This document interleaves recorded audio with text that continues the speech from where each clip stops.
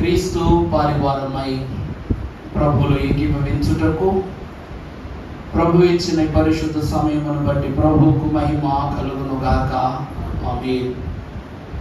దేవుడైన జనకుడైన సర్వ కృపానిధైన ప్రభువుకి మహిమ.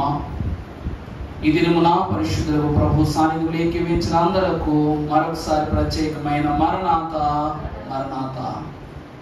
ఇక ఆలస్యం చేయకుండా దేవుని యొక్క వాక్యమును ధ్యానం చేసుకుందాము. పరిశుద్ధ గ్రంథములో నుండి మహాగణుడు సువార్తికుడైన లూకా రాజు సువార్త 19వ అధ్యాయము ప్రారంభ 6 వచనాలను చదువుకుందాము. ఆయన సంచరించుచు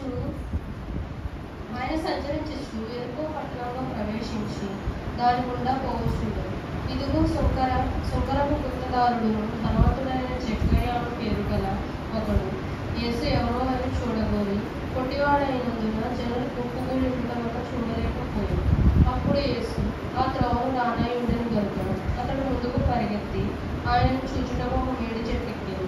యేసు ఆ చోటికి వచ్చినప్పుడు కన్నులెత్తి చూచి, జక్కయ్య, త్వరగా దిగుము, నేడు నేను నీ ఇంట ఉండవలసి ఉన్నదని అతనితో చెప్పగా అతడు త్వరగా దిగి సంతోషంతో ఆయన చేర్చుకున్నాడు. ప్రార్థన. మహాపరిశుద్ధుడైన మా ప్రియ పరలోకపు తండ్రి, సర్వోన్నతుడా నీకే స్తోత్రములు. సర్వ సమాధానకర్తయు మీరు నీ పరిశుద్ధ వాక్య జ్ఞానముతో మమ్మలను ఈ దినమున నింపుటకు ఈ స్థలములో మమ్మల్ని ఏర్పరచుకున్న దేవా నీకే స్తోత్రములు. తండ్రి, ఎంత అర్థము చేసుకున్నకు ప్రయత్నించినను నీ తలంపులు మా తలంపుల వంటివి కావు, మా త్రోవలు నీ త్రోవల వంటివి కావు కనుక నాయన నీ త్రోవలో నేను కనుగొనుటకు గల ప్రయత్నము ఈ వాక్యము ద్వారా చేయించుండగా నీ తలంపులను అర్థము చేసుకోనగలిగే తలాంతులతో నీతో సాగుటకు ప్రయత్నించుచుండగా మీరే మమ్మలను మరుగు చేసి ఈ సంఘమైన మమ్మలను మరుగు చేసి ఈ వాక్య అనుభవముతో నింపివేసి నడిపించి మహిమ పొందుమని జీవవాక్య ధారలచే బోధ చేయు యేసు నామమును మిక్కిలి వినయముగా ప్రతిమలాడి వేడుకొనుచున్నాము తండ్రి. ఆమేన్. తన సాన్నిధ్యములోకి చేరి వచ్చిన మనకు సదా తండ్రి తన పరిశుద్ధ పరలోక ప్రభావము చే మనల్ని నింపివేసి దీవించి మహిమ పొందును గాక. ఆమేన్. దేవుని యందు ప్రియబిడ్డలారా, క్రీస్తు ప్రభుని యొక్క సాన్నిధ్యములోకి చేరి వచ్చిన మనకు దేవదేవుని సహవాసము సదా తోడైయుండును గాక. ఆమేన్. దేవుని వాక్యమును బట్టి ఈ దినము మనము చూసినట్లయితే పరిశుద్ధుడగు ప్రభు సర్వజ్ఞాన సంపన్నుడైనటువంటి దీవెన కారకుడైన యేసుక్రీస్తు ప్రభు వారిచి లూకా మహాభక్తునికి బయలుపరిచిన ఈ పరిశుద్ధ పాఠ్యభాగములో ఒక ప్రముఖుడైన దేవ జ్ఞానమునకు అందని ఒక రహస్యమును ఈ వాక్యము ద్వారా ప్రభు కనపరుస్తూ ఉన్నారు. ఆయనే ఎవరు అనగా జక్కయ్య. దేవుని వాక్యమును బట్టి మనము చూసినట్లయితే జక్కయ్య జీవితమును 7 విషయాలతో విడదీశారు మన దైవజనులు. అందుకే దైవజనులు ఈ వాక్య వర్తమానానికి అందించుకున్నటువంటి పేరేమనగా జక్కయ్య పట్టు, ఎక్కిన చెట్టు, రక్షణ మెట్టు. ఏమిటండి? జక్కయ్య పట్టు, ఎక్కిన చెట్టు, రక్షణ మెట్టు. ఈ 3 స్థితుల ద్వారా గుత్తదారుడు సుంకర్యకు జక్కయ్య యేసు క్రీస్తు ప్రభువు ద్వారా గొప్ప సంగతులను మనకు బయలుపరిచారు. ఈ వాక్యాన్ని మీరు ఎన్నోసార్లు వినొచ్చు. అయ్యా, నేను జక్కయ్య గురించి విన్నాను అన్న వాళ్ళు ఎంతమంది ఉన్నారు చెప్పండి. అయితే జక్కయ్య గురించి మీకు బాగా తెలుసు అన్నమాట. అయితే ఒక పని చేయండి, బాగా తెలుసు ఎవరు ఉన్నారో వాళ్ళ దగ్గరికి వెళ్ళి చెప్పించుకోండి. ఎంతమందికి తెలియదో చేయొద్దండి, అందరికీ తెలుసు అన్నమాట. అయితే 2 నిమిషాల్లో జక్కయ్య గురించి చెప్పి ముగించవచ్చు. నిజమే, జక్కయ్య గురించి ఎన్నో విషయాలు మనకు తెలుసు. జక్కయ్య యొక్క సర్వ దీవెన ఆశీర్వాదములన్నీ మనకు తెలుసు. కానీ బైబిల్ మిషన్ వారి కన్నట దేనిని సామాన్యంగా చూడదట. దైవజనులు అన్నారు, బైబిల్ మిషన్ వారి యొక్క కన్ను ఏ సంగతిని సామాన్యంగా చూడటానికి ఇష్టపడదట. ఎందుకంటే ప్రభు అంటున్నారు, మీ తలంపులు నా తలంపుల వంటివి కాదు, అలాగే నా త్రోవలు మీ త్రోవల వంటివి కాదు. అంతే కదా. మరి బైబిల్ మిషన్ బయలుపరిచిన తండ్రి యొక్క తలంపులను బట్టే మన కన్నులు చూడాలి, మన త్రోవ నడవాలి. కాబట్టి మన దైవజనుడు జక్కయ్యను అందరూ చూసినట్లుగా చూడలేదట. కారణం ఏమిటంటే పొట్టివాడైన జక్కయ్యలో పట్టైన అనుభవం ఉంది. ఆ పట్టైన అనుభవమే చెట్టు మీదకి ఎక్కించింది. యేసు క్రీస్తు ప్రభువును తన గృహము యొక్క మెట్టు మీదకు తీసుకొచ్చింది.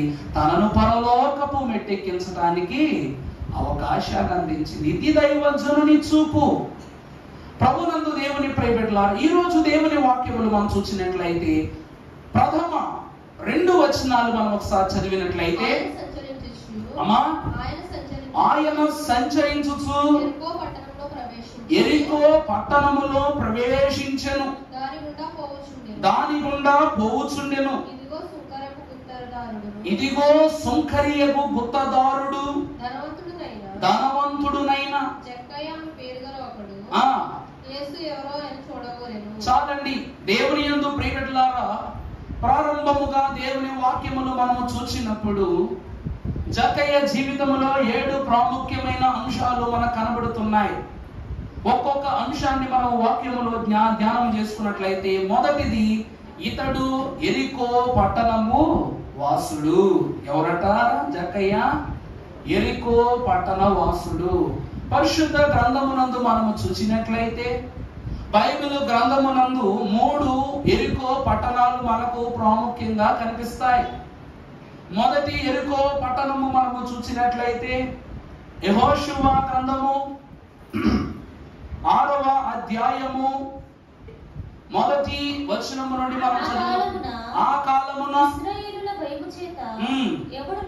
ఎవడును వెలుపలకు పోకుండాను లోపలికి రాకుండాను ఎరికో పట్టణ ద్వారము గట్టిగా మూసివేయబడెను. ఎరికో ద్వారము గట్టిగా మూసివేయబడెను. అప్పుడు యెహోవా యెహోషువతో ఇట్లనెను, చూడుము, నేను ఎరుకోను దాని రాజును పరాక్రమగల సూర్యులను ఈ చేతికి అప్పగించుచున్నాను. చాలండి దేవుని ప్రియబిడ్డలారా, దీనినే పాత ఎరికో అనగా పాత నిబంధన కాలములో యెహోషువ నాయకత్వంలో ఇశ్రాయేలీలకు అప్పగింపబడిన బల శౌర్య క్రియలు కలిగిన ఎరికో పట్టణము. వాక్యము ద్వారా ఎరికో అనగా సువాసన. ఎరికో పట్టణము యొక్క అర్థం ఏమిటంట? సువాసన. సువాసన గల పట్టణము. ఈ ఎరికో పట్టణమునకు ఆకలి దప్పికలు ఉండవు. ఈ ఎరికో పట్టణానికి కరువు కాటకాలు ఉండవు. ఈ ఎరికో పట్టణానికి దేవుడంటే భయం ఉండదు. ఈ ఎరికో పట్టణానికి మరి ప్రాముఖ్యముగా చావు భయమే లేదట. ఎందుకు అంటే దేవుని కన్నా వారి కోట గోడలను మాత్రమే, వారి రాజ్య సరిహద్దులను మాత్రమే వారు ఎలా చూస్తారు చెప్పండి? గొప్పదైనటువంటి బలముగా భావిస్తారన్నమాట. అంటే దేవుడు వచ్చినా మా గోడలను ఏమీ చేయలేడు అని భావిస్తారు. అందుకే ఆ పాత నిబంధన ఎరికో పట్టణమును శపింపబడిన పట్టణముగా ప్రభు వాక్యములో బయలుపరిచారు. ఇది యెహోషువ కాలములో, యెహోషువ నాయకత్వములో ప్రధానులైన వారు బోరలు ఊదుచూ స్తుతిగానము చేయుచుండగా ఎరికో పట్టణము పిండి వలె రాలి నేల కూలినట్లుగా వాక్యములో మనం చూడొచ్చు. ఇది మొదటి ఎరికో పట్టణం. ఇక క్రొత్త నిబంధనలోకి వచ్చిన ఎరికో పట్టణము ఏమిటంటే, వాక్యంలో చూసినట్లయితే మార్కు సువార్త 10వ అధ్యాయము 46వ వచనము మనం చూసినప్పుడు, వచ్చిరి ఆయన తన శిష్యులతోను బహుజన సమూహముతోను ఎరుకో నుండి బయలుదేరి వచ్చుచుండగా తీమయి కుమారుడైన బర్తిమయి అను గుడ్డి భిక్షకుడు త్రోవ పక్కన కూర్చుండెను. చాలండి, యేసు క్రీస్తు ప్రభునందు ప్రియబిడ్డలారా, ఆ ఎరికో పట్టణము శపించబడిన పట్టణము. కానీ ఈ ఎరికో పట్టణము ఎవరు కట్టించారు అనగా హేరోదు మహారాజు కట్టించిన పట్టణం ఇది.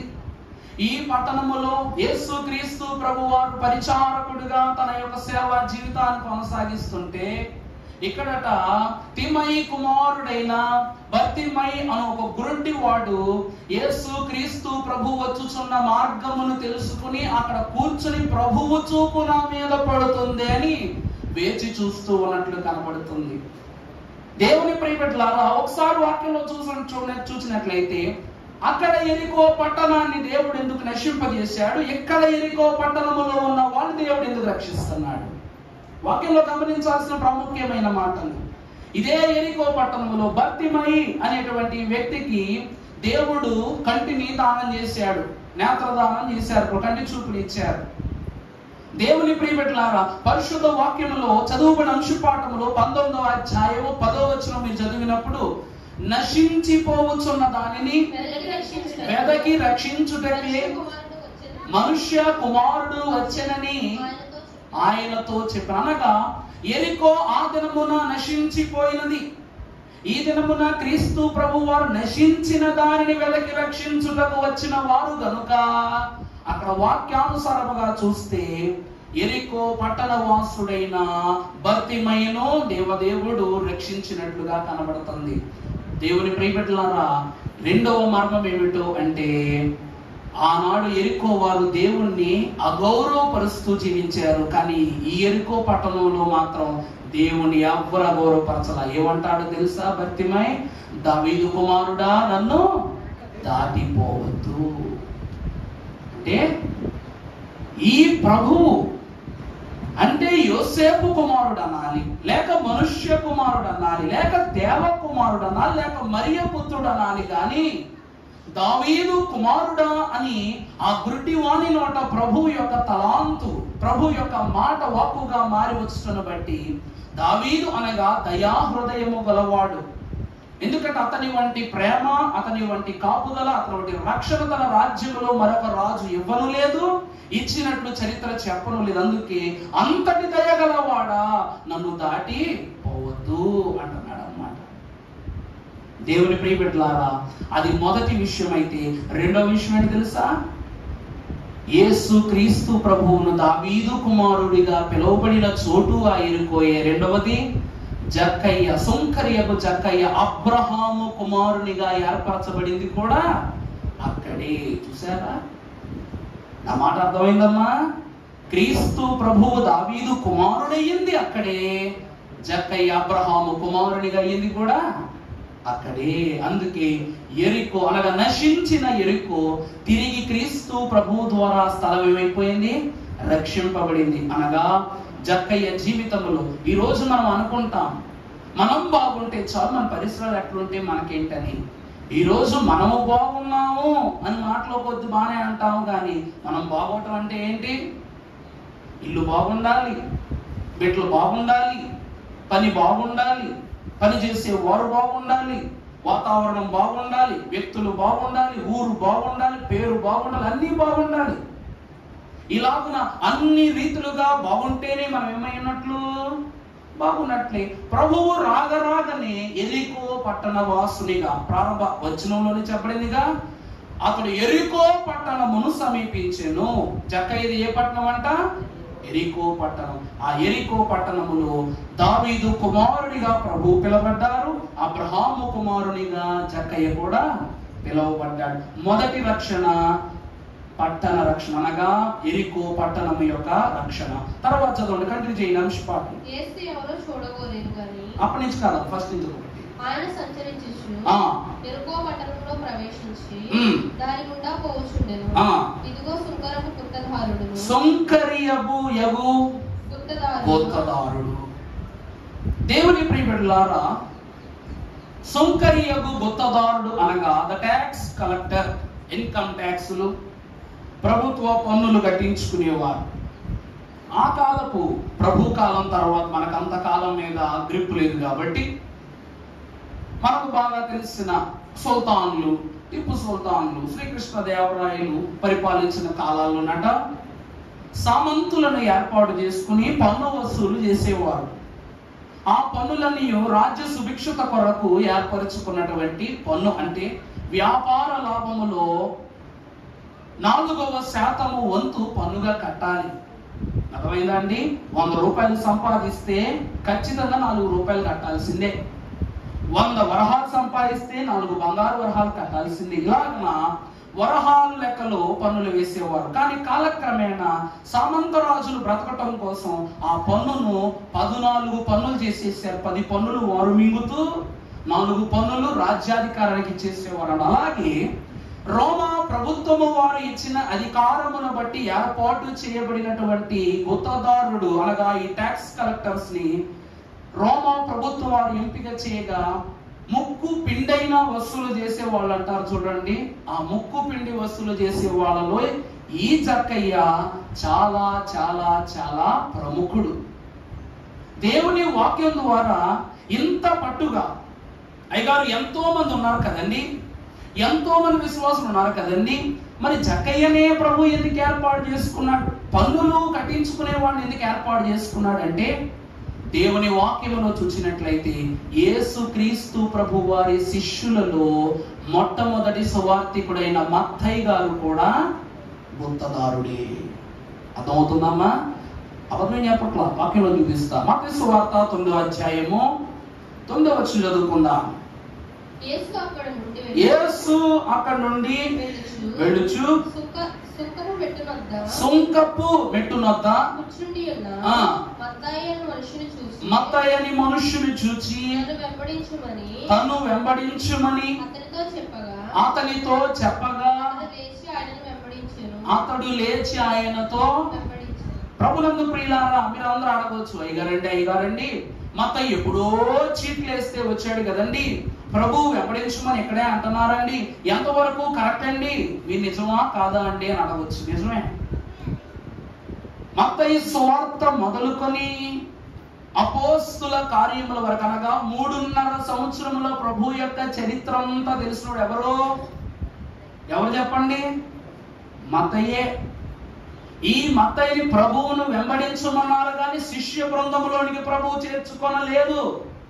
కానీ ప్రభు ఎప్పుడు ఎంపిక చేసుకున్నారో ఆ రోజే ప్రభువుకు ఆత్మీయంగా శిష్యుడు అయిపోయాడు. కానీ తర్వాత పేతురు చీట్లేసి నిర్ధారణ చేశాడంత. అర్థమవుతుందని చెప్తుంది దేవుని వాక్యం సెలవిస్తూ ఉంది.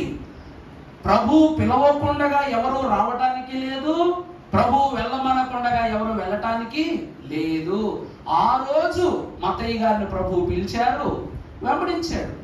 అన్ని విషయాలలోనూ వెంబడించాడు. ఎందుకు వెంబడించాడంటే ప్రభు జన్మను గూర్చి, ప్రభు జీవన విధానమును గూర్చి, ప్రభు పునరుద్ధానారోహణమును గూర్చి సాక్ష్యం ఇచ్చినవాడు మత్తయ్యే గనుక. ఈ ప్రపంచానికి దేవుని విలువ తెలియాలంటే ఆయన చరిత్ర అంతా తెలియాలి. దాన్ని తెలుసుకోగలిగే సమర్థుడు గొప్ప వ్యక్తి ఎవరనగా మత్తయి ఒకడే. కాబట్టి ఆ రోజు పిలుచుకున్నారు. కానీ శిష్యులైన వారు చీట్లు వేసి ఆఖరణ నిర్ధారణ చేసుకున్నారు. ప్రభు పిలుపు లేదే ఏది సాధ్యము కాదు. ఇతడు కూడా ఏమై ఉన్నాడట? గుత్తదారుడై ఉన్నాడు. పరిశుద్ధులకు దేవుని ప్రియబిడ్డలారా, ఈ గుత్తదారులైనటువంటి వారు ఎంతో కాలం మొదలుకొని ఎంతో కాలము నుండి రోమా ప్రభుత్వములకు ఎలా పనిచేస్తున్నారట? ఒక అధికార పూర్వకమైన వారిగా పనిచేస్తున్నారట. ఇలాంటి పనిచేస్తున్న వారి యందు ప్రభు యొక్క వాక్యం అంటుంది, దేవుడు నిజంగా ఇలాంటి వాళ్ళని హర్షిస్తాడా? చెప్పండి. జనాలను బాధ పెడుతూ, జనాలను హింస పెడుతూ, జనాలను శోధ పెడుతూ ఉన్నటువంటి వాళ్ళు ప్రభు ఇష్టపడతాడా? మరి జక్కయ్యను ప్రభు ఇష్టపడడానికి గల కారణం ఏంటి చెప్పండి? పరిశుద్ధ వాక్యంలో చూద్దాం. భక్తుడైన గరుడైన దేవదేవుడు మత్తయి సువార్త 22వ అధ్యాయము 21వ వచనం మనం ఒకసారి చదువుకున్నప్పుడు, అలాగైతే కైసరున్నది కైసరునకును, దేవునిది దేవునికి. చాలండి. ప్రభు అంటున్నారు, ప్రభు ఏమంటున్నారు పన్ను గురించి? కైసరుది కైసరుకి ఇచ్చేయండి, దేవునిది దేవునికి ఇచ్చేయండి అంటున్నారు. మరి ఇలా చెప్పటమే కాదు, ప్రభు చేశారు కూడా. ఎక్కడట చూద్దాం. మత్తయి సువార్త 17వ అధ్యాయం 24వ వచనంలో చూస్తే ప్రభు సెలవిస్తున్నారు, వారు వచ్చినప్పుడు అరశెకెలు పన్ను వసూలు చేయవారు పేతురు వద్దకు వచ్చి మీ బోధకుడు ఈ అరశెకెలు చెల్లింపడా అని అడుగగా చెల్లించనెను. అతడు ఇంటిలోనికి వచ్చి మాట్లాడక మునిపే యేసు ఆ సంగతిని ఎత్తి సీమోనా నీకేమి తోచుచున్నది? భూరాజులు సుంకమును పన్నును ఎవరి యొద్ద వసూలు చేయుదురు? కుమారుల యొద్దనా అన్యుల యొద్దనా అని అడిగెను. అతడు అన్యుల యొద్దనే చెప్పగా. చాలండి, ప్రభు ఏమంటారు అక్కడ? పన్ను కుమారుని దగ్గర వసూలు చేస్తారా, అన్యుని దగ్గర వసూలు చేస్తారంటే పేతురు గారు ఏమంటున్నారంట? అన్యుల దగ్గరే ప్రభు అంటారు కుమారులు స్వతంత్రులే అంటున్నారు. అంతే, ప్రభు ఏమంటున్నారు అప్పుడు? వెళ్ళు, నువ్వు నది ఒడ్డుకు వెళ్ళు, మొట్టమొదట ఏ చేప అయితే నీ పడుతుందో ఆ చేప నోట్లో షెకేలు ఉంటది, దానిలో ఆ షెకేలు నీ పేరు మీద బట్టి ఆ షెకేలు ప్రభువు కైసరునది కైసరునకు, దేవునికి అని చెప్పారు. అలాగే ఈయన ప్రజా సంఖ్యలో రాయబడుటను బట్టి ఈయన కూడా పేతురు మహాభక్తుని ద్వారా పన్ను చెల్లించినట్లు వాక్యములో స్పష్టమైపోయింది. ప్రభునందు దేవుని ప్రియబిడ్డలారా, మన అసలు ప్రశ్న ఏమిటంటే, మరి పన్ను చెల్లించిన ప్రభు పన్ను కొరకు వేదన పెట్టు ఇట్టి సుంకరియకు జక్కయ్యను ఎందుకు దగ్గరకు చేర్చుకున్నారంటే ఒక గొప్ప మాటను చూపిస్తా. సామెతల గ్రంథము 11వ అధ్యాయము 28వ వచనంలో చూస్తే ప్రభు సొలొమోను జ్ఞానాన్ని ఇస్తున్నారు. చూపించిన ధనమును నమ్ముకొనువాడు పాడైపోవును, నీతిమంతుల చిగురాకు వలె. ఏమంటున్నారండి? పరిశుద్ధులకు దేవుడు ఏం రాయిస్తున్నారు? ధనమును నమ్ముకొను వాడు ఏమైపోవును? పాడైపోవును, నీతిమంతులు చిగురు వలె వృద్ధి నందును. ఇక్కడ జక్కయ్య ఆ దినము వరకు ధనాన్ని నమ్ముకున్నవాడే, ఆ క్షణము వరకు ధనాన్ని నమ్ముకున్నవాడే. కానీ ఏ క్షణమునందైతే ప్రభువును గురించి విన్నాడు, ప్రభువును గురించి తెలుసుకోవాలనుకున్నాడు, ఆ దినములో తను కలెక్ట్ చేసే పన్నును వదిలిపెట్టేశాడంట, తన వృత్తిని విడిచిపెట్టేశాడంట, తన పరిస్థితులను విడిచిపెట్టేశాడట. అంత మాత్రమే కాక చూస్తే మత్తయి సువార్త 13వ అధ్యాయం 22వ వచనంలో కూడా రాస్తున్నారు ప్రభు ఇదే మాటను. చదువమ్మా. ముండ్ల పొదలలో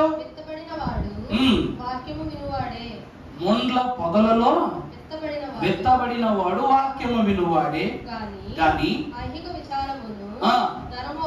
ధనమోహమును ఆ వాక్యమును ఏం చేస్తాయంట? అద్ది లెక్క. పేతురు అను మహాభక్తుడు ప్రభువును చూచాడు, ప్రభువును వెంబడించాడు, ప్రభువుతోనే ఉంటున్నాడు. ఆయన తెలుసు ప్రభువు లోతేంటో లావాదేవీ ఏంటో. మరి జక్కయ్య దేవుడిని గురించి వింటున్నాడు, కానీ లోకమనే ముళ్ళ పొదలో చిక్కుకుపోయి ఉన్నాడు అన్నమాట. ప్రభువును చూడలేదు కదా, ఇప్పుడు చూసే సమయం వచ్చింది. అందుకే ఈ ధన వ్యామోహమును దాటి ప్రభువును దర్శించుటకు ఈ సొంకపు గుత్తదారుడు ఏం చేస్తున్నాడంట? ప్రభు కొరకు వేచి చూస్తూ ఉన్నాడు. అదే మాట 1 తిమోతికి రాసిన పత్రిక 6వ అధ్యాయము 8వ వచనంలో కూడా భక్తులు తెలియజేస్తున్నారు. చూడండి, మనం ఈ లోకములోనికి ఏమీ తెలియదు, మనం ఈ లోకంలోకి ఏమి తేలా, దీనిలో నుండి ఏమీ తీసుకొని పోలేము కాగా అన్నవస్త్రములు కలవారమై ఉండి వాటితో తృప్తి పొందుదము. ధనవంతులగుటకు అపేక్షించువారు శోధనలోను గురిలోను అవివేకయుక్తములను హానికరములైన అనేక దురాశలలోను పడుదురు. చాలండి, దేవుని ప్రియబిడ్డలారా, చూసారా వాక్యం ఏమంటుందో ధనమును గురించి? మరి ఇవన్నీ తెలిసిన జక్కయ్య అనుకుంటాడంట, నేను ఇట్లాంటి వాడిని కదా, ప్రభువు నన్ను చేర్చుకుంటాడా? ప్రభువుల దగ్గర రాణిస్తాడా? దేవుని ప్రియబిడ్డలారా, ఏ ధనము మనకు కావాలి అంటే పరలోక ధనము కావాలి. యేసు ప్రభువారు స్వయముగా ఒక మాటను వాక్యంలో సెలవిస్తున్నారు. సుంకరి జక్కయ్యను గురించి ఈ మాట రాయబడి ఉన్నటువంటిది. మత్తయి సువార్త 6:19 మనం చదువుకున్నట్లయితే అక్కడ రాయబడి ఉన్నారు, అమ్మా భూమి మీద మీ కొరకు ధనమైతే సమకూర్చుకోవద్దు, ఇక్కడ చిమ్మెటయు తుప్పును తినివేయును. తుప్పును తినివేయును. దొంగలు కన్నము వేసి దొంగలెదరు. పరలోకమునందు మీ కొరకు ధనమును అమలారా. దేవుని ప్రియబిడ్డలారా, ప్రభు అంటున్న మాట జక్కయ్య నోటనే వచ్చేసింది. ప్రభువా, ఈ రోజు మొదలుకొని ఈ ఆస్తి నా ఆస్తిలో 3వ భాగాన్ని నేను ఎవరికిస్తా? బీదలకు ఇచ్చేస్తున్నా, నాకొద్దు, ఈ ధనం వద్దు అని. ప్రభు, జక్కయ్య నీ ఆస్తిలో కాస్త కోస్త పంచిపెట్టవచ్చు కదయ్యా అని ప్రభు అడిగారా? ఈ దినము మొదలుకొని నేను పరలోక ధనవంతుడనగుటకు ఇహలోక ధనమును విడిచిపెడదు. ఎందుకంటే ఇది దుబ్బి వలె, చిమ్మెట వలె, దొంగలు దోచుకుని ధారాదత్తము లేనటువంటి సొమ్ము వలె నా జీవితాన్ని కొల్లగొట్టి వేయబడునే గాని ఏ దినమునందు నేను సంతృప్తిగా తినలేను, త్రాగలేను, కొండలేను, ఏం చేయలేను. అందుకేం చేస్తా జక్కయ్య? ప్రభువు మాట్లాడక మునుపు, ఎందుకంటే ఆయనను చూచిన అంతయు జక్కయ్య ప్రభువుని చూడగానే తన ఆలోచనలన్నీ సరైపోయినాయి. కాబట్టి సరైపోయిన జక్కయ్య పరలోక ధనాన్ని ప్రభువులో చూచాడు, ఇహలోక ధనాన్ని దారిద్ర్యముగా ఎంచి చూపినట్లుగా మనకు వ్రాయబడి ఉన్నది. దైవజనులైన దేవదాసయ్య గారు ఒక రక్షణ పద్యాన్ని రాస్తూ పుస్తకం ఉండే చూడండి, 139వ రక్షణ పద్యము. ధన ధాన్యముల వల్ల దారిద్ర్యము గతించుగాని మోక్షము మీకు గలుగబోదు. విద్య వలను తెలివి ఉద్యోగంబు లభించుగాన మోక్షము మీకు గలుగబోదు. గొప్ప కులము వల్ల గొప్పతనము వచ్చుగాని మోక్షము మీకు గలుగబోదు. మంచి క్రియల వల్ల మంచి పేరు గలుగుగాని మోక్షము మీకు గలుగబోదు. మనకు మోక్షంబు నిడుటకే మహికి వచ్చి యేసుక్రీస్తైన దేవుండు చేసినట్టి పనులు నమ్మిన మోక్షము మనకు దొరుకు. సులువుగా మోక్షంబు చేరు ఘనమైన సూత్రమిదియే గాదా, ఘనమైన సూత్రమిదియే గాదా. తన ధాన్యముల వల్ల దారిద్ర్యము గతించును గాని మోక్షము రాదు.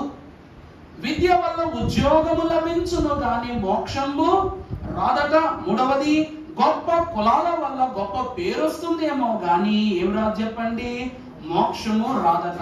మంచి క్రియలు మంచి పేరును తెస్తుందేమో గాని మోక్షమైతే ఇవ్వదట. కానీ మనకు మోక్షమిచ్చుటకే మహికి వచ్చిన యేసుక్రీస్తును దేవుండు చేసినట్టి పనులు నమ్మిన, ఏం రాయబడిందండి? ఆయన చేసిన పనులను నమ్మితేనే మోక్షము మనకు దొరుకు. సులువుగా మోక్షంబు చేరు ఘనమైన మార్గము ఇదియే. అందుకంటున్నారు, నమ్మిన వానికి సమస్తము. ఏమని ఏం నమ్మాలి? నాకు టీవీ వస్తుందనో, నాకు ఫోన్ వస్తుందనో, నాకు కంప్యూటర్ వస్తుందనో, నాకు ఆస్తి వస్తుందనో, ఇది కాదు నమ్మకం. అంటే ప్రార్థన చేసిన ప్రతిసారి అందరికీ ఒక్కొక్క ఆలోచన, ప్రతి ఉపవాస ప్రార్థనలో ఒక్కొక్క తలంపు అన్నమాట. గత వారం ప్రార్థన 4 నిమిషాలు చేశాను, ఈరోజు 5 నిమిషాలు చేశాను. అంటే ప్రార్థన పెంచాను నేను. ఈ వారం 5, రాబోయే వారం 6. నువ్వు నిమిషాలను పెంచుతున్నావు కానీ నమ్మకాన్ని ఎందుకు పెంచడం లేదని దేవుని వాక్యం అడుగుతుంది. దేవుని వాక్యం బట్టి చూస్తే, నాయన నాకు వచ్చేయాలి, అది వచ్చేయాలి, అది వచ్చేయాలి, అది వచ్చేయాలి. ఏదొచ్చేయాలి? ఏదొచ్చేయాలి? డబ్బ, ఆస్త, రోగాల, రుస్తుల, గొడవల, కత్తర్ల, ఏది వచ్చేయాలనుకున్నా సరే యేసు నామమును బట్టి అడిగితేనే వస్తాయి. కానీ మరి దేని యందునో ఒకడంట కొబ్బరికాయ కొడతాడంటండి. కొడతా వాడు అన్నాడంట, దేవుడా నా చిన్నప్పుడు నేను ఇక్కడ కొబ్బరికాయ కొట్టా, నాకు 10వ తరగతిలో ఫస్ట్ మార్కులు ఇచ్చావు, ఇంటర్లో కొట్టా పువ్వు వచ్చింది, అలా ఫస్ట్ మార్కులు పాస్ అయ్యా, ఇప్పుడు ఇంజనీరింగ్లోకి వచ్చా. అంటే ఏంటి? భక్తి పెంచారు కాబట్టి పువ్వు వచ్చిన కొబ్బరికాయ మొదలు 2వసారి కొట్టాడు, మొదట మామూలు కొబ్బరికాయ కొట్టాడు, ఈసారి 4-5 పువ్వులు వచ్చే కొబ్బరికాయలు కొడతాను అన్నాడంట. ఈసారి కానీ నువ్వు నాకు ఇంజనీరింగ్ సరిగ్గా ఇవ్వకపోతే కొబ్బరికాయ కొట్టి నాకు ఫస్ట్ మార్కులు వస్తే నేను కొబ్బరికాయ కొడతాను, లేకపోతే కొబ్బరికాయ మా ఇంట్లో పచ్చడి చేసేసుకుంటాను అంటాడు. అర్థమైందండి? ఫస్ట్ మార్కులు వస్తే కొబ్బరికాయ కొడతాడంట, లేకపోతే పచ్చడి చేసేసుకుంటాడంట. ఇప్పుడు ఎవరు తెలుసు ఆ కొబ్బరికాయలు అక్కడ ఎడతాడు, కొట్టేసి ఫస్ట్ మార్కులు వచ్చాక ఏ రాత్రి వచ్చాడు పచ్చడి అవసరమే పట్టుకెళ్ళిపోవచ్చు కదా, ఎవరు చూస్తారని. విశ్వాసు కూడా పువ్వెట్టి ప్రభువును కొండంత పువ్వులు అడుగుతాడంట. ఏమిటండి? పువ్వు అక్కడ పెట్టేసి ప్రభువు ఒళ్ళంతా పువ్వులు పెట్టేంత కోరిక కొడతాడంట. ఇవన్నీ కోరికల వల్ల ధనం వస్తుంది, దానివల్ల నీ దరిద్రం పోతుంది కానీ మోక్షం అయితే రాదు. విద్య వస్తుంది, మోక్షం మాత్రం రాదు. గొప్ప కులము గొప్ప పేరు వస్తుంది, మంచి మోక్షం అయితే రాదు. సొంకపు గుత్తదారుడికి ధనం ఉంది, కుటుంబం ఉంది, ఇల్లుంది, కావలసినవన్నీ కాళ్ళ దగ్గరికి వస్తాయి. తను చూసేవాడు పారిపోవాల్సిన భూమికి బెత్తడు ఉంటాడు, కానీ జక్క వస్తాడంటే పరుగుని వెళ్ళిపోయేవారంట.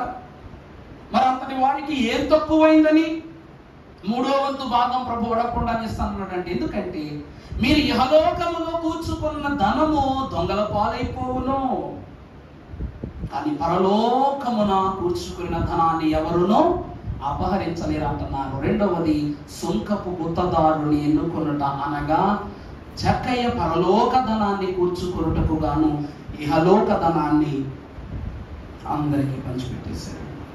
ప్రభువులను దేవుని ప్రియబిడ్డలారా, ఇదే రెండవ సంగతి. మూడవదిగా మీరు గమనించినట్లయితే పరిశుద్ధ వాక్యం బట్టి మనం చూసినట్లయితే సుంకపు గుత్తదారుడును ధనవంతుడైన జక్కయ్య అను పేరు గల ఒకడు యేసు ఎవరోయని చూడగోరెను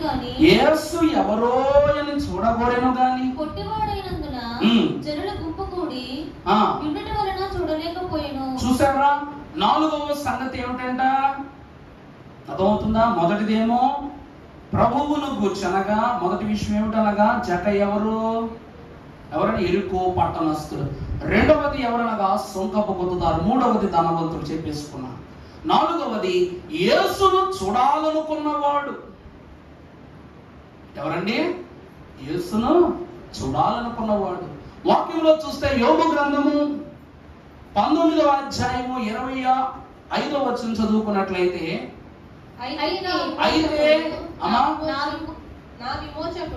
అయితే నా విమోచకుడు సజీవుడనియు తరువాత ఆయన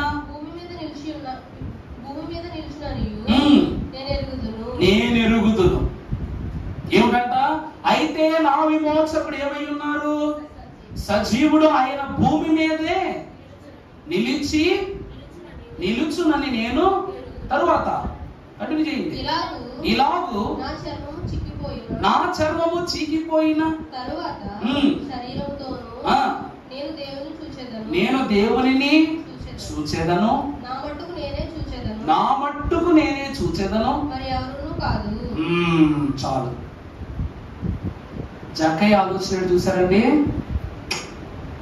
ఇంతమంది ఉన్నారు చుట్టుపక్కల. ప్రభు అంటే ఎంత ఇష్టమో వాళ్ళందరికీ. ప్రభు అంటే ఎంత ఇష్టమో.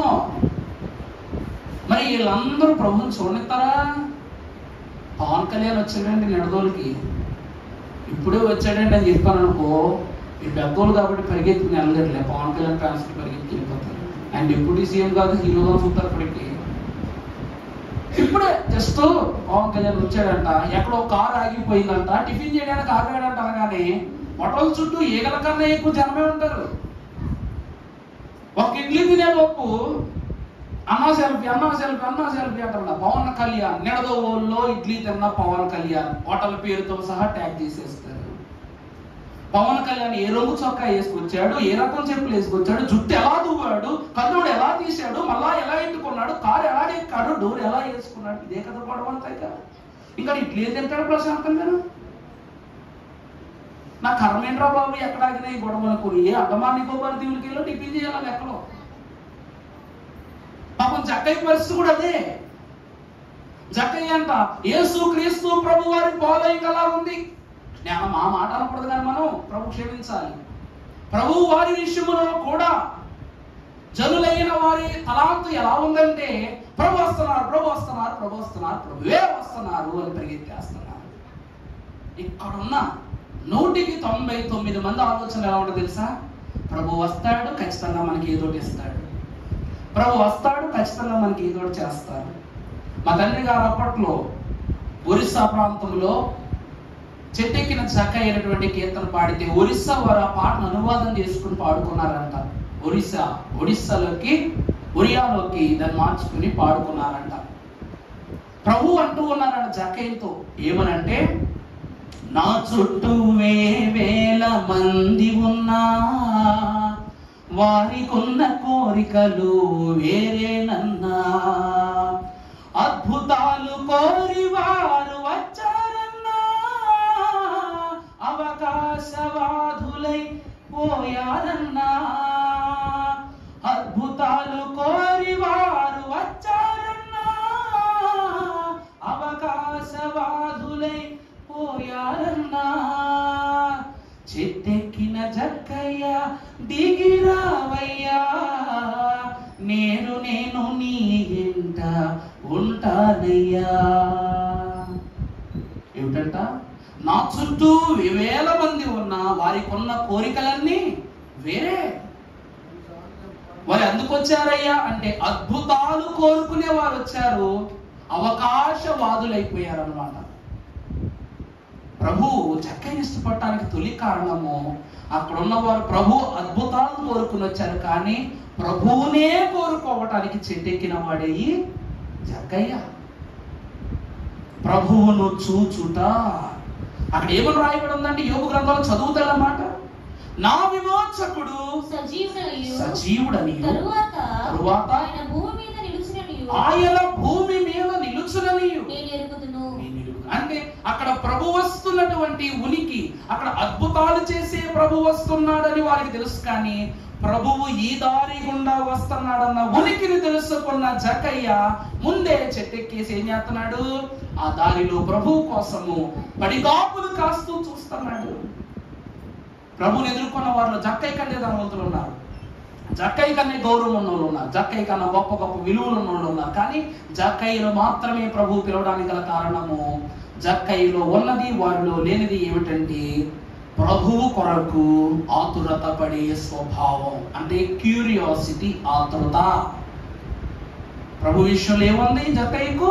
నేను ప్రభువుని చూడాలి, అది చూస్తే నా జన్మ అయిపోయింది. ఇంకా నా విమోచకుడు ఏమై ఉన్నాడు?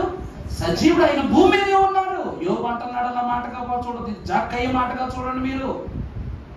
ఆయన నా నిమిత్తము నా శరీరము కుళ్ళి కృషించినను రేపటి దినము నా మహిమ దేహముతో ఆయన ఎదుట నేను ఉంటానని విశ్వసించిన యోబు విశ్వాసమే. ఎవరి విశ్వాసం చెప్పండి? ఎవరి విశ్వాసం? జక్కయ్య యొక్క విశ్వాసం. దేవుని ఆశీర్వాదం. దేవుని ప్రియబిడ్డలారా, జక్కయ్య ఉట్టూరుకుని చెట్టేకల. ప్రభు ఉట్టూరుకుని ఇతడు అబ్రహాము కుమారుడు అని అస్సలు ఎందుకో చెప్పనా? సింధూర వనములో త్రిత్వ దేవునిని పిలిచి ప్రభువా నా గృహంలో విందు చెయ్యని అబ్రహాం ఎలా అడిగాడో, జక్కయ్య మనస్సులో ఉన్న ఆశ కూడా అదే. ప్రభు నన్ను చూస్తే బాగుండు, ప్రభు నన్ను పిలిస్తే బాగుండు, ప్రభు నా ఇంటికి వస్తే బాగుండు, వీళ్ళందరికీ అద్భుతాలు కావాలి, కానీ ప్రభు ఇంటికి రావటం జక్కయ్య కావాలి.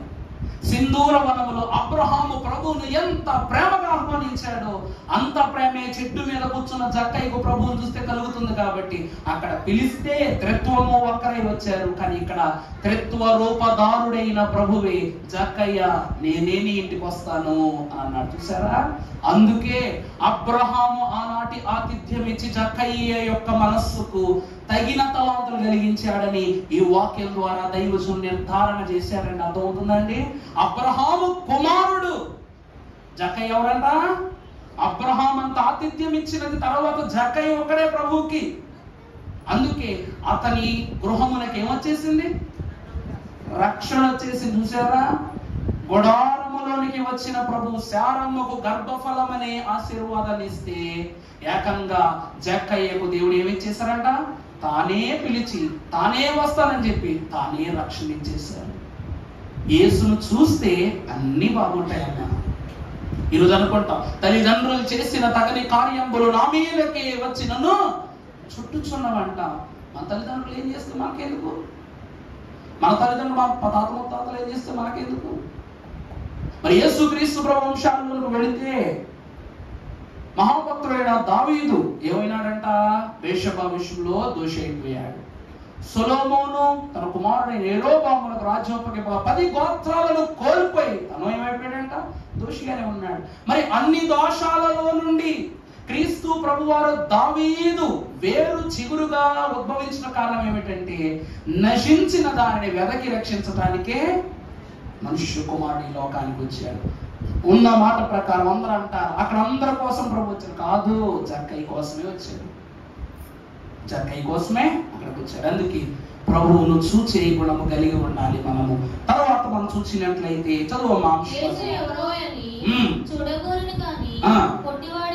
పొట్టివాడైనందున జనులు గుంపు కూడి ఉండటం వలన చూడలేకపోయిను. 5వ విషయం ఏమిటి జక్కయ్య గురించి? ఎవరంట? పొట్టి బుడంకాయ పొయ్యిలో వంకాయ. అందరూ అలాగే అంటారు, అమ్మో పొట్టి జక్కయ్య చేస్తున్నాడు, పొట్టి జక్కయ్య చేస్తున్నాడు. జక్కయ్య వచ్చాడంటే తలుపులు వేసుకుంటే కిటికీలోకి వచ్చేస్తాడు, మనల్ని ముగ్గు పిండి పన్ను వసూలు చేస్తాడు. ధన్యుడైన దావీదు గారి కీర్తనల గ్రంథము 27వ అధ్యాయం 14వ వచనంలో ఒక అద్భుతమైన మాట, యెహోవా కొరకు కనిపెట్టుకుని ఉండుము, ధైర్యము తెచ్చుకొని నిబ్బరముగా ఉంచుకొనుము. దేవుని వాక్యంలో దావీదు గారు అంటున్నారు, ధైర్యము తెచ్చుకొని నీ హృదయమును ఎలా ఉంచుకోవాలమ్మా మనం? ఇప్పుడు పొట్టివాడైనా సరే జక్కయ్యలో ఏముందండి? ధైర్యం ఉంది, నిబ్బరమైన బుద్ధి ఉంది. ఈ జక్కయ్య అనుకుంటాడంట, నేను చెట్టెక్కితే బాగోదేమో, ఇంత ధనవంతుడు చెట్టెక్కాడురా, ఇంత ధనవంతుడు తన విలువ మార్చిపోయాడురా, ఈ జక్కయ్యకి పిచ్చెక్కిందిరా అని ఇలాంటి మాటలని వినాలేమోనని జక్కయ్య సందేహం పడ్డా. తనకున్న ఒకే ఒక ఆలోచన ఏమిటంటే ధైర్యము, నిబ్బరమైన బుద్ధి. ఆ క్షణమున ప్రభువును చూడటం కోసం పొట్టుని చెట్లు ఎక్కడం చూసారా ఎప్పుడైనా? గొబ్బుక్కులు ఎక్కలేరు. ఇలా ఉన్న వారికి ఎలా అనిపిస్తుంది తెలుసా? చెట్టు ఎక్కేమంటే ఆడ పడిపోతాము అని. నేను ఈ విషయం చెప్పకూడదు, నవ్వుతారేమో, చెప్తానే. చిన్నప్పుడు ఈతకాయలు అంటే చాలా ఇష్టం నాకు. మా అమ్మమ్మ గారి ఇంటికి వెళ్తే, పొడగట్ల పెళ్ళి వెళ్తే ఈత చెట్లు కనబడితే మా మావయ్య గారి పిల్లలతో వాళ్ళంతా చెట్లు ఎక్కే బ్యాచే. మనకు అంత ఐడియా లేదు కదా. నాన్నగారు ప్రోగ్రాంలు కార్యక్రమాలు తీసుకుని వచ్చేవారు. మమ్మల్ని అమ్మమ్మ గారి ఇంటి వదిలేసి ఎప్పుడు వచ్చేవారు ఎవరికి తెలియదు. నాకు అరమిటో ఆ రోజు మాత్రం ఇద్దరు సడన్ వచ్చారనమాట. వర్షం వస్తుంది, ఇట్లాగే బీభత్సన వర్షం, ఒక తుఫాన్ అంట. ఈతకాయలకి మొదలు బలంగా ఉండదు కాబట్టి ఆ కాయలన్నీ పండిపోయి రాలి పడిపోయిన ఒక చోట ఒక పొలం ఎల్లు పడిపోతే చాలా దూర పళ్ళు అవన్నీ చాలా దూరంగా కనిపించాయి అన్నమాట. ఆ చెట్టు పళ్ళు తింటూ మా వాళ్ళు ఏకంగా రెండేసి కొనల వరకు వాటిని తెచ్చేసుకుని ముగ్గ పెట్టుకున్నారు. నాకేంటంటే ఒకడో ఏమి ఇవ్వడం, ఫ్రీగా వస్తే తినేద్దాం అన్నటువంటి ఎవరి స్వార్థం వాడిది కాబట్టి ఈత చెట్టు ఎక్కితే పడిపోతారన్న విషయం నాకు తెలవదు. ముళ్ళు చూసి భయపడేవాడిని కానీ ఎక్కేసారు. చాలా ఎత్తు వరకు ఎక్కేసి కావాల్సినవన్నీ ఇంత నిక్కర వాడేవాళ్ళుగా చిన్నప్పుడు తీయటం నిక్కర్లో వేయటం ఇలా ఉంటుంది కదా చెట్టు. ఆ మొదల్లో ఉండిపోయి తుఫాను వాళ్ళ గాలికి అవన్నీ తీసి జోడిస్తున్నా. కర్మ గాలి బలంగా లేని, ఎలాగా బలంగా ఉండదు అనుకోండి. మనం చిన్నప్పుడు కూడా పుష్టివర్ధనమే కాబట్టి ఒక అడుగు తెలియని దాని మీద వేసా, ధబాలు అంత చెట్టు మీద దగ్గరగా 11 అడుగులు 12 అడుగులు ఎత్తు మీద నుంచి పక్కన ఉన్న పిల్ల కాలంలో పడిపోయా. నేను ఎంత భయంకరంగా పడ్డానంటే పడగానే ఎవడో నీటిలో పడి తేల్తాడు, నా నేల దిగిపోయా. పట్టమే కాళ్ళు మోకాళ్ళు దిగిపోయాను అనమాట. నేను దిగిపోయాక వీళ్ళందరూ అయితే తనకు వస్తున్నారు, కాలు బయటికి తీద్దాం, 2 కాళ్ళు ఎక్కుపోయి ఎట్లా లాగేది నీటిలోంచి.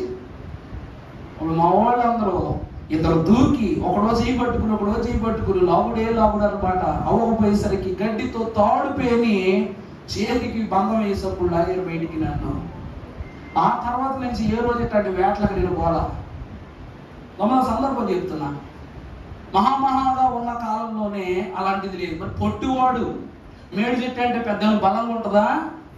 ఏమండి, మేడి చెట్టు ఎక్కేసి ప్రభువుని చూస్తే అమ్మో నేను ఎక్కడ జారిపడ్డానంటే ఎంతమంది నవ్వుతారు, ఇంతకాలం నాకు భయపడ్డ వాళ్ళు నవ్వుతారు అని ఇలాంటి ఏం ఆలోచించట్లా. ఇతను ఏం చేస్తున్నా తెలుసా? ధైర్యము తెచ్చుకొని నిబ్బరమైన బుద్ధి గలవాడై దేవుని విషయంలో ముందుకెళ్ళాడు. అంత మాత్రమే కాక వాక్యంలో చూసినట్లయితే మరొక మాట కూడా వ్రాయబడి ఉంది పరిశుద్ధ గ్రంథంలో నుండి.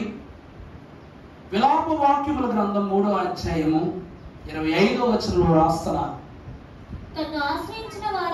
తనను ఆశ్రయించిన వారి ఎడల యెహోవా దయాళుడు, తనను వెదుకు వారి ఎడల ఆయన దయ చూపువాడు. చూసారండి, తనను ఆశ్రయించిన వారి ఎడల యెహోవా దయాళుడు, అలాగే తనను వెదుకు వారి ఎడల ఆయన దయ చూపువాడు. ప్రభునందు ప్రియులారా, చెట్టెక్కి వెదుకుతున్నాడు జక్కయ్య. ఏం చేస్తున్నాడు? ప్రభువును తనను వెదకు వారి ఎడల ప్రభు ఎవరంట? దయాళుడు. ప్రభునందు ప్రియులారా, అందుకే ప్రభు అంతమంది ఉన్న పరుగు జక్కయ్య దగ్గరకు వచ్చి జక్కయ్య పడిపోతావు నైనా, దిగు నేనే నీ ఇంటికి వస్తా అన్నారంట. అర్థమవుతుందా? జక్కయ్య జీవితం అనగానే ఎక్కిన చెట్టు, వెళ్ళిన గృహము, మాట్లాడిన మాట, ఉన్న జనం అందరూ సాక్ష్యాలే జక్కయ్య జీవితంలో. 5వ విషయం, పొట్టివాడైన పొట్టివాడైన జక్కయ్య హృదయములో ధైర్యాన్ని, నిబ్బర బుద్ధిని చూచాడు. అలాగే రెండవదిగా తనను ఆశ్రయించిన వారి ఎడల ప్రభు దయాళుడు, అలాగే రెండవది తనను వెదకిన వారి ఎడల ఆయన ఏమై ఉన్నారు? అందుకే దయ చూపిన ప్రభు పరుగులో వచ్చి జక్కయ్య దిగు, నువ్వు పడతావు, దిగిక నేనే ఇంటికి వస్తాను, ఎందుకంత అవసరపడ్డావు అని చెప్పారంట. తన పొట్టిదనము దేవుని హృదయములో గట్టి స్థితిని కలిగించింది కనుక ప్రభువే స్వయముగా జక్కయ్య దగ్గరికి వచ్చారు. చూసారా, తనలో అవలక్షణాలన్నీ ప్రభువుకు ఏ లక్షణాలు అయిపోయినాయి? శుభ లక్షణాలుగా కనబడ్డాయి. అవేమి నా ప్రభువు చూడటానికి అడ్డు కాదు అనుకున్నాడు. 5వది పొట్టిదనము. 6వ చూసినట్లయితే చెట్టెక్కిన వాడు. ఏమిటండి? చెట్టును ఎక్కినవాడు. దేవుని ప్రియబిడ్డలారా, ఇందాక చెప్పా, అబ్రహాము మహాభక్తుడు సింధూర వనములో ప్రభువును ఆతిథ్యమిస్తే ఎండవేళ గుడారము యొద్దని కూర్చుండి ఉండి ఆ వనములో ప్రభువును చూస్తూ ప్రభు కొరకు కనిపెట్టుకుంటూ ప్రభు నిమిత్తం ఆశ కలిగిన వాడై చూస్తూ ఉన్నాడు. వాక్యంలో చూపిస్తాను. పరిశుద్ధ గ్రంథములో ఆదికాండ గ్రంథము 18వ అధ్యాయము 1వ వచనంలో మరియు మమ్రే దగ్గరనున్న సింధూర వనములో అబ్రహాము ఎండవేళ గుడారము ద్వారమందు కూర్చుని ఉండెను. యెహోవా అతనికి కనబడెను. అతడు కన్నులెత్తి చూసినప్పుడు ముగ్గురు మనుషులు అతని ఎదుట నిలబడి ఉండరు. చాలండి దేవుని ప్రియబిడ్డలారా, ఆ ముగ్గురులో దేవుని అంతస్తును బట్టి కుమారుడు ఉన్నారా లేదా? ముగ్గురులో ఆ కుమారుడు అబ్రహాము ఆతిథ్యాన్ని పుచ్చుకున్నారా, పుచ్చుకోలేదా? ఆనాడు ఆతిథ్యమును పుచ్చుకున్న కుమారుడు, త్రిత్వములో ఒకరైన కుమారుడు ఎంతో ఆనందభరితుడైపోయారు అబ్రహాముకి. మరి దానికి ఆకర్షితుడైన ప్రభువు సంతాన భాగ్యాన్ని శారాకు అబ్రహాముకు అనుగ్రహించారు. ఆనాటి సత్కారమే ఈనాడు జక్కయ్య కళల్లో కనబడిపోయింది ప్రభువుకి. అందుకే జక్కయ్య ఇంటికి వచ్చి నీ ఇంట నేను బస చేయాలని ఇష్టపడుతున్నాను ప్రభు అన్నారు. అబ్రహాము పిలిస్తే బస అయింది, కానీ ప్రభువు అంతకన్నా గొప్ప ఆతిథ్యాన్ని జక్కయ్య గృహములో అందుకోవటానికి ఇష్టపడ్డారట. అందుకే ఆనాటి అబ్రహాము పిలుపే ఈనాటి జక్కయ్య యొక్క పిలుపు కూడా. ఆనాటి అబ్రహాము ఏర్పాటే ఈనాటి జక్కయ్య ఏర్పాటు. అందుకే ఇతడును అబ్రహాము కుమారుడే. దేవుని ప్రియబిడ్డలారా, చెట్టు అనగా సింపుల్ గా తీసి పడేస్తాం. చెట్టు అనగా ఏం చేస్తాం? సింపుల్ గా కొట్టి పడేస్తాం, కొట్టి పడేస్తాం. కానీ ఆ చెట్టు వలన చూసారా ఎంత పట్టైన దేవుని దొరికింది తనకి. 6వ సంగతి, చెట్టెక్కిన వాడు. ఆఖరిగా చదువు నుంచి పాఠం. కన్నులెత్తి చూచి జక్కయ్య త్వరగా దిగు, నేను నీ ఇంట ఉండవలసి ఉన్నదని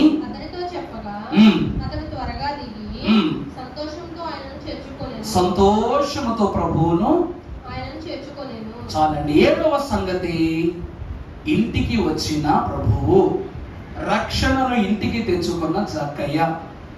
ఈరోజు ఎక్కడ 2-3 కూడి నా నామమున ప్రార్థన చేయుదురో నేను వారి మధ్యన ఉంటానని సెలవిచ్చారు ప్రభు. మరి ప్రార్థన చేసినప్పుడు ఈ పదాన్ని ఎంతమంది వాడతారో, నా గృహంలో ప్రభువు కూడా ఉన్నారని ఎంతమంది భావిస్తారో ఉన్న ప్రభువుకు బాగా తెలుసు. ఈరోజు జక్కయ్య ఇంటికి రావటం వల్ల ప్రత్యేకంగా ఏం జరిగిపోద్దండి? ప్రభువు ఆది మొదలుకుని అంతిమ వరకు, ఆయన మరణించే వరకు, ఆయన 3.5 సంవత్సరాల సేవా జీవితంలో బేతనియా గృహములు ఉన్నారు కదా, అంతకంటే గొప్పదా ఈ జక్కయ్య గృహము? అదవుతుందండి. కపెర్నహూములో ఉన్నటువంటి బేతనియా గృహములో ప్రభువు వారు ప్రతినిత్యము విందు, సన్నిధి, ఆతిథ్యం ఇచ్చుతున్నటువంటి ఆ 3 విషయములో ఎంత ప్రత్యేకముగా గృహాన్ని దీవించారు. ఆరోహణ గృహము, పునరుద్ధారణ గృహము, ప్రత్యక్షత గృహము, ప్రార్థనా గృహము, విందు గృహము, అన్ని గృహాలు ఆ గృహమే. మరి ఇన్ని గృహాలు పేర్లుగా మార్చబడిన దానికన్నా గొప్ప గృహమా జక్కయ్య గృహం అంటే? గొప్ప గృహమే. ఎందుకంటే ప్రియమిత్రులారా, పరిశుద్ధులకు దేవదేవుడు జక్కయ్య ఇంటికి వచ్చినటువంటి రక్షణ సర్వసాధారణమైన రక్షణ కాదు. వాక్యములో మనం చదువుకున్నట్లయితే సామెతల గ్రంథం 24వ అధ్యాయము 3వ వచనము, సామెతల గ్రంథము 24వ అధ్యాయము 3వ వచనం, జ్ఞానము వలన ఇల్లు కట్టబడును, వివేచన వలన అది స్థిరపరచబడును.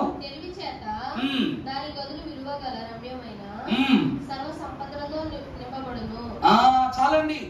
జ్ఞానము వలన ఇల్లు ఏమవును? ప్రభు అంటున్నారు, జ్ఞానాధారము నేనే. సర్వ సంపదలు ప్రభువులోనే గుప్తమైన. అందుకే యేసులోని సంపదలు ఇమిడి ఉండగా అన్నారు మన తండ్రి గారు. అంటే జక్కయ్య గృహములోనికి ఈ క్షణము మొదలుకొని తన గృహము దేవుడు నివాసం, అంటే దైవ జ్ఞానముతో రూపింపబడిన గృహముగా జక్కయ్య గృహం మారిపోయింది. వివేచన, తెలివి, సర్వ సంపదలకు నిలయస్థానమైన గృహముగా జక్కయ్యకు గృహం మారిపోయింది. మరి ఇంతకాలము బేతనియా గృహవాసులు ప్రభువుకు ఆతిథ్యం ఇచ్చారు, కానీ ఇంతకాలంలో ప్రభువు ఏ రోజు ఆ గృహాన్ని దీవించినట్లు మనం చూడలేదే. మీ గృహం చాలా గొప్పది, నాకు ఆతిథ్యం మీరు చాలా గొప్పవాళ్ళు అని ప్రభు ఏదో ప్రశంసించలేదు. చనిపోయిన లాజరును బ్రతికించాడు. రెండవది, మరియ ఉత్తమమైన దాన్ని ఎంచుకుని ప్రభు సెలవిచ్చారు. మార్త విషయంలో అల్ప విశ్వాసముల గురించి ప్రభు బోధ చేశారు. మరి జక్కయ్య గృహము, మరి వారి వీరు బలహీనులుగా ఉన్న వారి గృహములో ఉన్న ఆశీర్వాదం గొప్ప చేయాలిగా, మరి అది ఎందుకు లేదు? మరి జక్కయ్య గృహము మాత్రమే ఎందుకు? జ్ఞానము చేత కట్టబడింది, వివేచనతో నింపబడింది, తెలివి సర్వ సంపదలతో స్థిరపరచబడింది. అంటే అక్కడ ఎవరున్నారయ్యా అంటే ప్రభువు. ఆ గృహంలో ఎవరున్నారంట? ప్రభువు ఉన్నారు. ఈరోజు అయ్యగారు ఒకటే చెప్తున్నారు, ప్రభువు మన ఇంట్లోకి రావటం గొప్ప కాదు, ప్రభు మన ఇంట్లోకి రావాలనుకునేలా మనం ఉంటేనే గొప్ప. అర్థమైందండి? బైబిల్ మిషన్ రాజమండ్రిలో పుడితే చప్పట్లు కొడదాం. ఏం చేద్దాం? చప్పట్లు కొడదాం. బేతేలు గృహంలో అడుగు పెట్టిన తర్వాత దైవజనులు ఏ రోజు రాజమండ్రిలో బస్ చేయడానికి ఇష్టపడలా. అంటే బైబిల్ మిషన్ పుట్టుకకు రాజమండ్రి ఉడైతే బైబిల్ మిషన్ మెట్టినింటికి గుంటూరే ఏవై ఉన్నది? మెట్టింటి స్థానమై ఉన్నది. అనగా ప్రభువు నేను అక్కడ ఉండాలని ఇష్టపడుతున్నాను. జక్కయ్య గృహమునకు రావాలని ఎలా ఇష్టపడ్డారో బేతేలు గృహములో ఉండాలని కూడా ప్రభు అలాగే ఇష్టపడ్డారు. అలా ఇష్టపడ్డారు కాబట్టి బేతేలు గృహాలు కష్టాలు తీర్చే గృహమే కానీ కష్టాలను భరించే గృహము కాదు. అందుకే దైవజన్ దేవదాసయ్య గారంట, ఎప్పుడు దేవుని స్మరణ, దేవుని ఆత్మీయత నీ గృహములో, నువ్వు కోరిన గృహములోనే ఉన్నాయని కూడా అయ్యగారి మాటల్లో తెలియజేశారు. అందుకే రెండవదిగా మేము చూసినట్టు, మొదటిది ఇంటికి జ్ఞానము, వివేచన, తెలివి సంపదలకు నిలయమైన గృహం. రెండవది చూస్తే ద్వితీయోపదేశ కాండము 28వ అధ్యాయము 6వ వచనం చదువుకుందాము. నువ్వు లోపలికి వచ్చినప్పుడు దీవింపబడుదువు, వెలుపలికి వెళ్ళినప్పుడు దీవింపబడుదువు. నీ మీద పడు నీ శత్రువులు యెహోవా నీ ఎదుట హతమగునట్లు చేయును. చాలండి. ఈ గృహము యొక్క ప్రత్యేకత ఏమిటంట? దీని లోపలికి వెళ్ళినప్పుడు నువ్వు దీవింపబడతావు. దీనిలో నుండి బయటకు వచ్చినప్పుడు నీ శత్రువులను ఎదురుగా నిలబడి ఏమి చేయలేరు. వాళ్ళ ప్రభు ఏం చేస్తారు? హతము చేసేస్తారట. అంటే రక్షణ గృహం అని చెప్పటంలో ఏమాత్రము సందేహం లేదు. ఈ రోజు మనం ప్రార్థించుకుంటాం, ఆయన ప్రయాణమై ప్రార్థించుకుంటున్నాము. నీ బాట సదునయుడును రైలుగా వెలుదురు రంజిల్లు నీ మనస్సు నువ్వు వాగ్దానం ఇచ్చాడు ప్రభు. అంటే ఇక్కడ మొదలుకొని ఆయన పలానా ఊరికి పని మీద ఆడుతున్నా, వెళ్ళినప్పుడు తోడయ్యుండు, వచ్చినప్పుడు ఈ గృహము ఏ గృహం అట? బయటకు వెళ్ళేటప్పుడు దీవెనే, లోపలికి వచ్చేటప్పుడు. రెండవది రాక పోకల యందును ఈ గృహానికి ఏముంది? దీవెన ఉంది.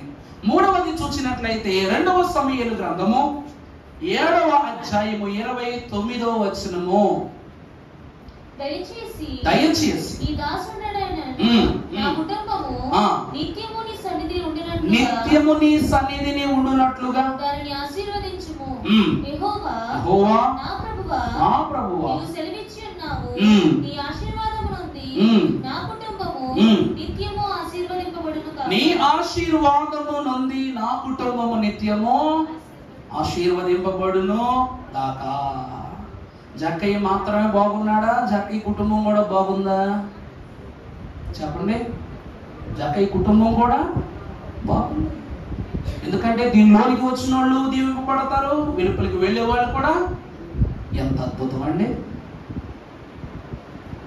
జక్కయ్య చెట్టు ఎప్పుడు ఎక్కాడు, ఎంతసేపు చూశాడు, ప్రభు ఎప్పుడు పిలిచాడు, ఎలా పిలిచాడు, ఇది కాదు కావాల్సింది. జక్కయ్య అంతరేంద్రియాన్ని చదవటానికి ప్రయత్నం చేయాలట. మొదటిగా ఇతనిలో ఉన్న ప్రతి స్థితి చెడు లక్షణమే. ఇతను పుట్టిన స్థలం ఎరుకో పట్టణం, శపింపబడిన భూమి, దాన్ని రక్షించుకున్నారు ప్రభు. రెండవది అతడు ఎవరంట? సుంకరియగు గుత్తదారుడు, ఇన్కమ్ ట్యాక్స్ కలెక్టర్. అలాంటి వాడిని అతను ఏర్పరచుకోవడం కారణం ఎందుకంటే మత్తయి మహాభక్తుడు కూడా గుత్తదారుడే. మూడవది ధనవంతుడు. నాలుగవది చెట్టెక్కిన వాడు. ఐదవది పొట్టివాడు. ఆరవది ఏంటి చెప్పండి? యేసును చూడాలని ఆశపడిన వాడు. ఏడవది ప్రభువును తన గృహానికి చేర్చుకున్నవాడు. చాలా సంతోషం. పిలిచినోడు లేకపోతే బతిమలాడినోడు కాదు. ప్రభువుని ఇంటికి వస్తాను అని అడగగానే దాస్ ప్రభువా 2 నిమిషాలు అన్ని సర్దేస్తాను, అన్ని ఏర్పాటు చేసేస్తాను పరుగులు ఎత్తినవాడు. ఏం తక్కువ అండి జక్కయ్యకి? మేడగది అనుభవములు ఉన్న మహాభక్తులలో జక్కయ్య కూడా ఒకడు. 120 మందిలో పేర్లు ప్రత్యేకంగా చెప్తేనే కాదు, వాక్యంలో లేని వాళ్ళు ఎంతోమంది ఉన్నారు. ఇప్పుడు ఇంతకుముందే చెప్పాను మీకు, మనం వాడుతున్న బైబిల్ ఏదైతే ఉన్నదో అది జస్ట్ 70% మాత్రమే కంప్లీట్ అయింది. కానీ రిమైనింగ్ 30% మనుషులు చదవలేరు. కంటికి కానరాని అద్భుతమైన వాక్కులు, మనసు జీర్ణించుకోలేని విషయాలు. ఈరోజు వాక్యంలో ఉంటుంది, ప్రభు ఈ మాటలు చెప్పగా శిష్యులు కోపపడి వెళ్ళిపోయారని ఉంటుంది. మరి ఏ విషయాలు చెప్తే కోపపడి వెళ్ళిపోయారో రాయలేదు ఎందుకు మరి అందులో? అర్థమైందా? ప్రభువు చెప్తే శిష్యులే కోపపడ్డారంటే ఈరోజు మనం ఆత్మీయ స్థితులు ఎలా మారిపోతున్నాయి లోకంలో బట్టి, మరి మనం ఎందుకు కూర్చుంటాం దేవుని సన్నిధిలో? అందుకే అయ్యగారు అంటున్నారు, బైబిల్ పరిశుద్ధతను బోధించేదై ఉండాలి, పాప స్థితిని తొలగించేదై ఉండాలి. అలా ఉంటేనే పరిశుద్ధులకు దేవుడు ఏం చేస్తారంట? ఆత్మీయ బలాలతో మనం నింపుతారంట. ఈ 7 విషయాలు జక్కయ్యను వెనక్కి లాగాల కానీ జక్కయ్యని పరలోకం దాకా తీసుకెళ్ళిపోయినాయి. మరి ఈరోజు మనం జక్కయ్య వంటి వారమే. మీ ఇంట్లో వీలుంటే గది కట్టించుకోండి, లేకపోతే ఒక కుర్చీ అయినా దేవుడికి వేసి ఉంచండి. అది మీ బెడ్రూమేనేమో, మీరు నివాసం ఉండేది, మీరు కాపురం ఉండే స్థలం, మీరు వంటలో మీరు అటు ఇటు తిరిగే స్థలం, ఏ స్థలం అనవసరం. మీ గృహంలో 4వ వ్యక్తిగా మిమ్మల్ని ఆకాశము నుండి చూచే దేవుడు కాపుదల మీకు కావాలి. మరి మీ పక్కనే ఉండి మిమ్మల్ని చూసుకోవడం మాత్రం ఎందుకు ఇష్టపడదు మనకి? దేవుని ప్రియబిడ్డలారా గమనించండి, జక్కయ్య ఆ దినము నుండి దేవుని కాపురస్తుడిగా దేవుని స్థానమందు నిలిచిన వాడిగా మారిపోయాడు. అందుకే దైవజనులైన దేవదాసయ్య గారు అన్నారు, ఎవరు కావలే నాకెవరు కావలే, ఎవరు కావలే నాకెవరు కావలే, యేసు తప్ప బ్రతుకునందు ఎవరు కావలే, యేసు తప్ప బ్రతుకునందు ఎవరు కావలే. ప్రార్థన. పరిశుద్ధుడు అయిన మా ప్రియ పరలోకపు తండ్రి, సర్వోన్నతుడా నీకే స్తోత్రములు. నీ నామ స్మరణ ద్వారా ఈ దినము నీ పరిశుద్ధ సాన్నిధ్యములో ఏకీభవించుటకు, నీ పరమ ప్రభావ పరవశులమై నివసించుటకు నీవిచ్చిన ఈ పరిశుద్ధ సమయాన్ని బట్టి నీకే వందనములు. నీ యొద్దకు వచ్చాము తండ్రి. నీవు పిలుచుకున్న జక్కయ్యను గురించి విన్నాము. అలాగే నేను ఆశగా చూడాలని ఆశపడుతున్న ప్రతి ఒక్కరిని పిలవండి. ప్రతి గృహములోనికి రండి నాయన. మీరు ఇష్టపడి రండి ప్రభువా. అలాగ ఇష్టపడులాగా మమ్మల్ని మార్చుకోండి ప్రభువా. దీవించండి, కృప చూపించండి.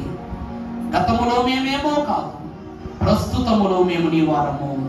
ప్రతి నిత్యము మేము నీ వారమే, ప్రతి విషయములో మేము నీ వారమే కనుక నీ పరలోక ప్రభావ ఆశీర్వాదముతో నింపి నడిపించి బలపరచి దీవించి సదా తోడయుండుమని పరలోక నాథుడు పరిశుద్ధుడైన యేసు నామమును మిక్కిలి వినయముగా ప్రతిమలాడి వేడుకొనుచున్న మా ప్రియ పరలోకపు తండ్రి, ఆమేన్. అందరికీ మరణాత.